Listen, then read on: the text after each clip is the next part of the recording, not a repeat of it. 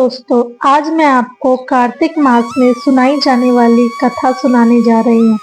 एक बुढ़िया जो मास चौमासा में पुष्कर स्नान करने जाया करती थी। उसे एक बेटा था जिसकी शादी हो चुकी थी, किंतु बहू का स्वभाव बहुत खराब था।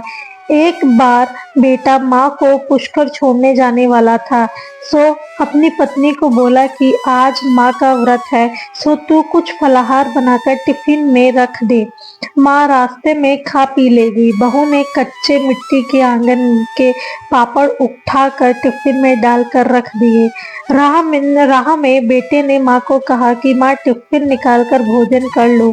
माँ ने टिफिन खोला तो उसमें मिट्टी के पापड़ रखे थे, सो चुपचाप ही बंद कर दिया और बेटे को कहा कि बेटे अभी भूख नहीं है, सो आगे कर लेंगे। बेटे ने फिर माँ से कहा कि माँ थोड़ा बहुत कुछ ले लो। माँ के आनाकानी करने पर बेटे ने ही टिफिन खोल लिया तो उसमें स्वादिष्ट फलाहार निकला। दोनों माँ बेटे ने पेट भर कर भोजन किया। पुष्कर पहुंचकर बेटे ने माँ के लिए एक झोपड़ी बनाकर उसमें खाने पीने का सामान लाकर सारी व्यवस्था कर दी।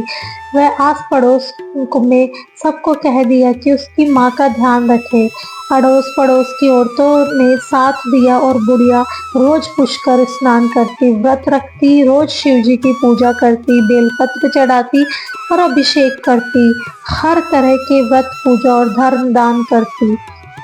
सावन की आखिरी रात सावन आया। दरवाजा खटखटाया तो बुढ़िया ने पूछा, कौन है? सावन ने कहा, मैं हूँ सावन राजा, अब जा रहा हूँ।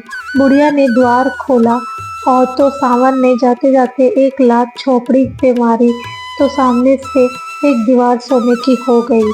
फिर भादवा आया। बुढ़िया पुष्कर में स्नान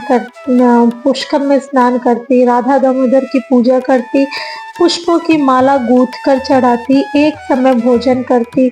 सत्तू, तीज, भादों की चौथ, हल षष्ठी, जन्माष्टमी, ग्यारस, बछबारस, पूनम सारे व्रत और दान पुण्य करती। जाते जाते भादो आया और बुढ़िया की झोपड़ी का द्वार खटखटाया। बुढ़िया ने द्वार खोला।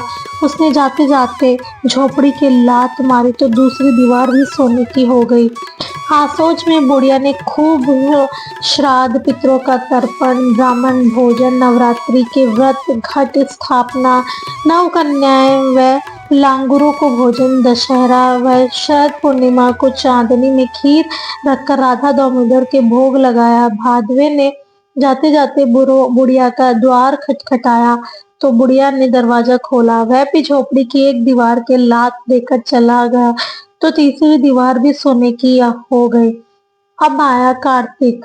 बुढ़िया ने कार्तिक नहाई, व्रत किए, तुलसी, पीपल, पतवारी, राधा दामोदर के दिया बाती, परिक्रमा, ग्यारस, पंच विघन के व्रत, करवा चौथ, अहोई अष्टमी, दिवाली सारे व्रत किए, ब्राह्मण भोजन कराया, तुलसी का ब्याह कराया। जाते जाते कार्तिक आया और बुढ़िया का दरवाजा खटखटाया तो बुढ़िया ने दरवाजा खोला और पूछा, कौन है? कार्तिक ने कहा, मैं कार्तिक हूँ। कार्तिक ने जाते जाते झोपड़ी पे लात मारी तो वह कंचन के महल हो गए, धन धान्य से घर भर गए। बेटा माँ को लेने आया तो कहीं झोपड़ी नजर नहीं आई। पूछने पर अड़ोस पड़ोस वालों ने सब बात बताई। बेटे ने माँ के पैर छुए, चौमासे व कार्तिक स्नान का महत्व देखा। माँ को वह पूरे सामान को गाड़ियों में भर भर कर लाया। बहू ने देखा तो नाक मुंह चढ़ाया और पति से कहने लगी कि मेरी माँ को भी पुष्कर में एक झोपड़ी बनाकर छोड़कर आओ। बेटा क्या करता, अपनी सास को भी पुष्कर में झोपड़ी बनाकर खाने पीने के सामानों की व्यवस्था कर छोड़ आया। सावन आया, द्वार खटखटाया, कहा, मैं सावन हूँ। द्वार खोलकर डोकरी ने कहा, क्या करूँ, आया है तो मेरी नींद खराब कर दी। वह न व्रत करती, न पुष्कर नहाती, न दान पुण्य करती।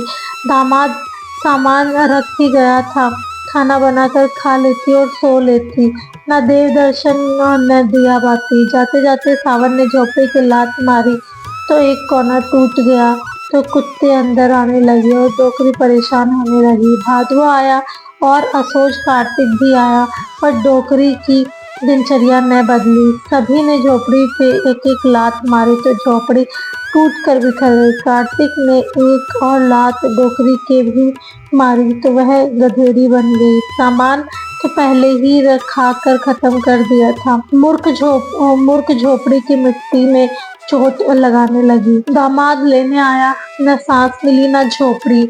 पड़ोसियों ने वृतांत पूछा तो उन्होंने कहा, तेरी माँ व्रत उपवास दान पुण्य स्नान दान पूजा पाठ सब करती थी तो राधा दामोदर ने कार्तिक स्नान के कारण टूट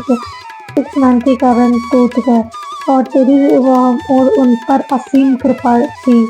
तेरी सास खाती और सोती थी, द्वार आए भिखारी को भी एक रोटी भी नहीं देती थी तो गधेड़ी बन गई। गधेड़ी को लाकर पत्नी को पकड़ा दिया कि यह तेरी माँ है। पत्नी को कहा कि मेरी माँ को भोजन की जगह मिट्टी के पापड़ खाने को दिए जो मेरी माँ के प्रताप से वे भी फलाहार में बदल गए।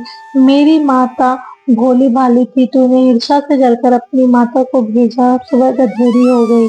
पीछे पंडितों से पूछताछ करी तो पता पड़ा कि बुढ़िया माँ के स्नान करे हुए जल से डोकरी को स्नान कराओ तो इसे वापस से पुनः मनुष्य की योनि मिल सकती है। वैसा ही करना पड़ा, तब कहीं इस डोकरी को वापस मनुष्य की योनि मिले। जैसे बुढ़िया को टूटे हे राधा दामोदर जी, वैसे हम सबको टूटना और कहने वालों को, सुनने वालों को और पुकारा भरने वाले पर भी अपनी कृपा बनाए रखना और उन पर भी टूटना। डोकरी के साथ जो हुई वैसी गति किसी की भी ना हो, अधूरी को पूरी समझना और पूरी को परवान चढ़ाना। कहता ना, सुनता ना, पुकारा भरता ना।